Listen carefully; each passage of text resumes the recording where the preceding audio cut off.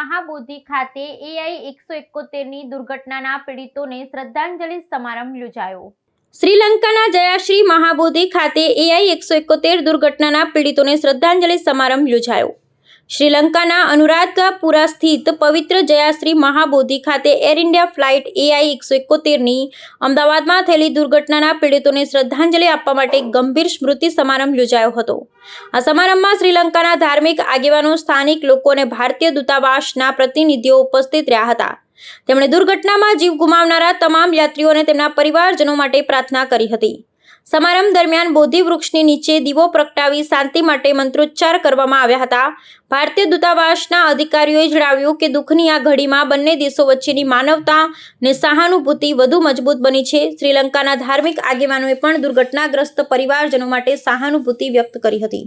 આ સ્મૃતિ સમારંભમાં પીડિતોની આત્માની શાંતિ માટે વિશેષ પૂજા અને ધ્યાન સત્રો યોજાયા હતા। અનેક લોકોએ દુઃખી પરિવારો માટે સંવેદના વ્યક્ત કરી અને દુર્ઘટનામાં ગુમાવેલા યાત્રીઓ માટે મૌન પાળ્યું હતું।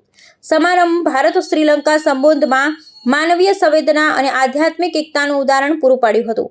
આ પ્રસંગે ભારતીય દૂતાવાસે કહ્યું હતું કે દુઃખની આ ક્ષણે શ્રીલંકાની જનતાએ જે સહાનુભૂતિ દર્શાવી છે તે બંને દેશો વચ્ચેના સંબંધોને વધુ ગાઢ બનાવશે। તેમણે આશા વ્યક્ત કરી કે પીડિત પરિવારોને આ દુઃખ સહન કરવાની શક્તિ મળે અને બંને દેશો વચ્ચેની મૈત્રી વધુ મજબૂત બને।